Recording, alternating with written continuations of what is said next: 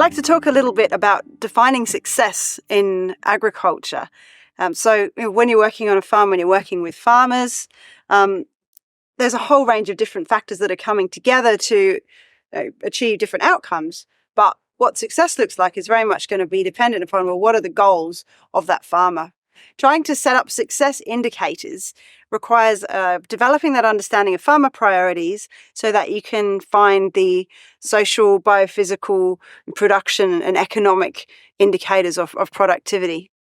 And in regenerative agriculture, these can be harder to measure and understand perhaps than some of the more broadly understood chemical indicators. Now, David, you were involved in the Soil CRC Regenerative Agriculture project. Now, this project was about monitoring and finding new ways to monitor regenerative agriculture. Can you tell me a bit about that project? Okay, so that project compared 6 pairs of farms. So it was a regenerative farm with a long history of regenerative farming to a neighbour in a more conventional system. And a wide range of measurements, including soil physical, biological and chemical characteristics were taken. We also did some analyses of crop systems. But generally, the indicators were hard to quantify. So often we didn't really see much difference in chemical or physical measurements, but we did see some indicators in the forms of carbon and also in some of the other biological indicators. So, as you've already said, farmers have different ideas of what is successful, and that is partly based on their own personal preference, but it's also influenced by their farm system and environment in which they work in. So, for a regenerative system where you've got regular rainfall events and you have the capacity to undertake different plant mixes and diversity, the risk is much lower than, say, in a low rainfall area on a poorer soil type. And that is something which has clearly shown up in some of the data, because comparing the differences in some of the soil indicators in poorer, less fertile, sandy soils were not as obvious in, say, let's say a soil in this type of environment, where you could see clear differences, not just in chemical, but also in physical characteristics. So the structure of the soil was starting to improve as well. The structure was improving, and you just have the ability in a system like this. Obviously, we've got a huge species mix just where we're standing in amongst what is really arboriculture. But in a cropping system, you can't afford to have a mix like this, particularly in a low rainfall environment, because you just got too much competition from your main money source. Also, the size of operation matters, because if you've got, let's say you've got a cropping program of 4,000 or 5,000 hectares, you've got to manage that across a season, and to get across that area takes a lot more time than, say, a small intensive farming system over 300 or 400 hectares. So regenerative farming will mean different things for different systems and in different climates and on different soils. And a lot of farmers I've worked with over the years would claim that their move to stubble retention and no-till is regenerative farming practice. Ground cover is a major element, and keeping the soil covered is a major practice or approach to regenerative agriculture. Yes, so trying to take what is a measure of success from one region to another, you have to be very careful. Well, so I'm really interested in that, because I know there's a lot of projects potentially being funded and going ahead around trying to find out what sort of indicators we can use across Australia to indicate success in regenerative systems. So could you use the same measures, but perhaps different, the same tools of analysis, but perhaps different measurements?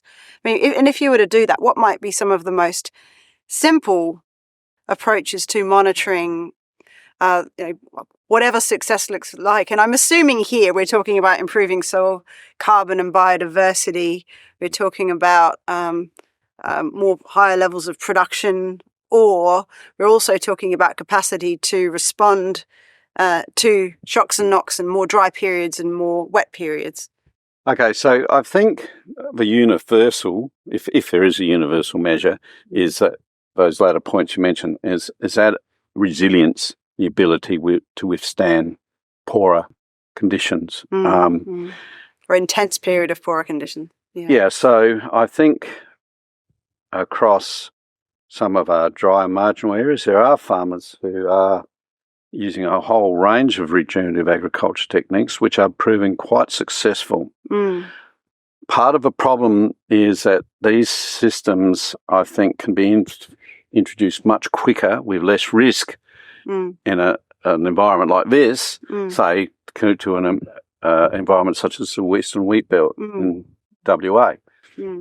So, you know, you probably have to start off with smaller goals and take a more gradual approach, because building soil organic carbon in a sand is extremely difficult and is very limited.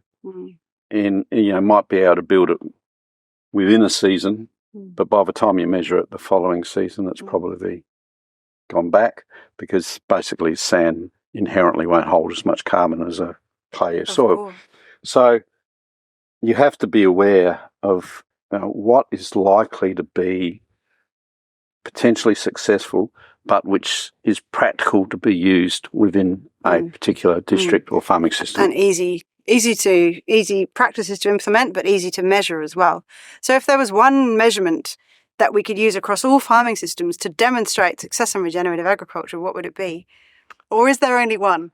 I don't think there is only one which is consistent. I think nitrogen efficiency would be a really good indicator.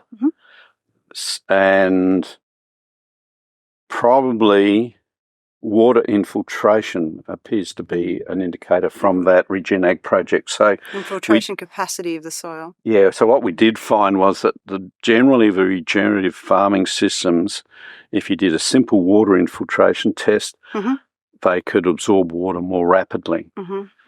And I would probably go even further and extend that test to look at retention of water, probably deeper in the profile, which in dry areas we're talking 40 to 60 centimetres. In areas like this you're probably talking a metre plus.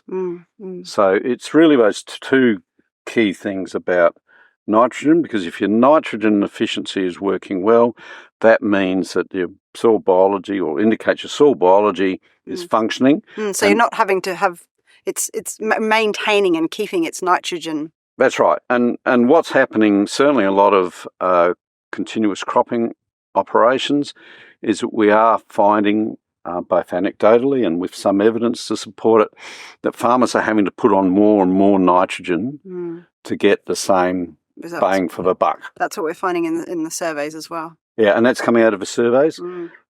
So it does appear that by increasing our inputs, we're now in a situation where we have to increase inputs even further because our natural soil function appears to be declining. And it looks like, that the more nitrogen we apply, the more we have to apply. Yes. I know, certainly I know when you apply a superphosphate, actually I remember this from the fires on our own property, you applied the superphosphate and the weeds flourished. So it creates these different environments for different crops that may be adapted to different conditions as well.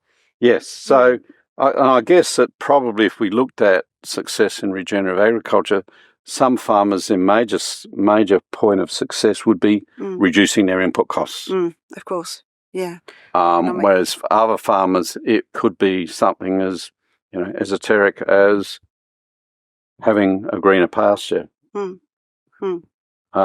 healthier sheep, or just something which they can relate to. Yeah. But also disease vulnerability as well. Yep, disease vulnerability, and that again is a bit of a chicken and egg thing in that. Do you build resilience in the plants so it resists disease? But there's a risk in doing that because particularly in some years, in a cropping situation, you might get a wet, humid finish to the season, and things like fungal disease will just run havoc. So it's very difficult to jump from a conventional system into a regenerative system because you've got a real risk profile. Yeah, it's not a tap you can turn on and off. It's actually a process of change. And I guess from your work, you'd be looking and considering, well, how's that shift from conventional regenerative farmers showing up from a social and health perspective? Yeah, well, it really is. And it is popping up in ways that surprised me in the social research. And one thing was certainly we found from the workshops and the meetings in the knowledge sharing project that one thing, I remember that conversation that was had with the group, and we can never get young farmers along to anything. And someone piped up and said, except for the regenerative agriculture events. Yeah, right. And they went, oh yeah, they always come along to those. So that was an interesting one around, just getting people interested, and there is that people see that younger farmers on the Eyre Peninsula found that more as an important goal than perhaps other farmers. So they get links in with that. But in terms of indicators and social indicators of healthier, more resilient farming systems, like certainly farmer satisfaction, improved well-being, they're coping well with the associated stresses of managing their farm. But the things that tend to lead to those outcomes are the decision-making team. Having more family on the farm, people feel better supported, but also it links in with whether they feel better supported in general, which may be in relation to their family, maybe in relation to the farming system networks that they're a part of as well. So in terms of looking at that more holistic approach to success, I say it's well-being, it's resilience, and that looks like improved connectivity, looks like strong knowledge networks, trust. It's around having a broader team involved in the decision making and those sorts of things. And also, but it links in that really interesting way around belief in climate change as a motivator of resilience building practices. So there's some really interesting complex relationships, and I'm continually exploring, David. Okay, so the bottom line is that, like with finding an indicator of success for regenerative farming, finding the relationship to what drives a farmer to adopt regenerative is very complex and highly individualistic. And, again, we can't overlook this fact that generally in quite close communities, particularly in places like Eyre Peninsula, where, you might have a whole district might comprise 60 farmers. And that's basically pretty much all they see. That's their exposure in knowledge sharing networks.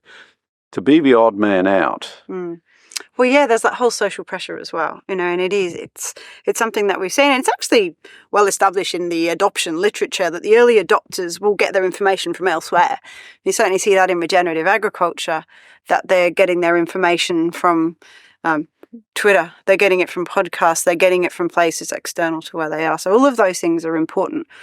So it's, in terms of those measures of success, though, it does come back to some of those the bigger principles. The holism of regenerative agriculture is around having a more holistic decision-making process, which is about including more people, coming up with shared goals, which may be production and environmental and social goals, and then trying to aim towards those and find out what the plan is and the processes and the practices are that align with them. But then what success looks like may be quite different, as you say, in one region from another and one farm to another. And this is the danger of taking information or practices from one region, totally different to your region, and implement them, because you can come unstuck. And I've certainly had personal experience of farmers who've seen ideas which look and work well elsewhere and trying on their farm and totally failing as a result. Yeah, so that context comes back to that first thing, your farm context,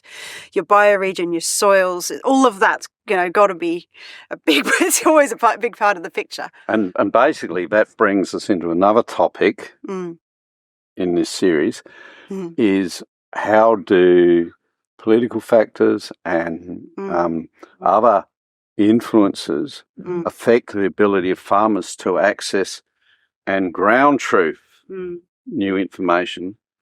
So I think we're finishing up for this section, but the main things, really, the takeaways here are around the measures for success and indicators for success are different across regions. They're not going to look the same in any two locations, more or less. And they may be biophysical, they may be social, they may be economic, they may be production. And within those, there's a whole range of different factors. But there are some things that could be used as potentially more broader indicators, albeit with different measures, such as infiltration capacity or water holding capacity and nitrogen. Yep. And we also have to bear in mind that there are some soil constraints which have to be overcome first before we start to fill around. I mean, I keep telling people, no matter what system you use, whether it's regenerative, conventional, whatever, you're not going to grow much on a bitumen road. Right? And that is a fundamental problem. And sometimes you have a hierarchy of things which need to be overcome first. So, you know, on Eyre Peninsula, particularly on our sandy soils, they have such low fertility, such low organic carbon, particularly in bleached horizons just below the topsoil, that we need to address compaction and low fertility in those first before we can do anything else. Of course, yeah. So as you say, it's a journey, a continual journey. So those indicators can be, you know, the biophysical. We're talking in terms of biophysical indicators. We're talking about soil health. We're talking about building soil carbon. We're talking about disease resistance. We're talking about capacity to hold nutrients in the soil and make them available to the plant. Yes, and making them available. And we're also in the social. We're looking at that well-being. We're looking at resilience. We're looking at connectivity and whether people are feeling satisfied and supported, whether they're coping. And in terms of the economic, well, you know, over time, are people getting a net benefit through those highs and lows? And under that recognition that there may be you may be able to put a whole bunch of nitrogen onto that soil and get a bumper crop in that year, but will that continue? And how will that monocrop, well, potentially one crop within that system, cope with a big dry or a big wet? Yes. And so building that potentially diversity into it over the longer run, but also changing that thinking to a longer term of outcomes.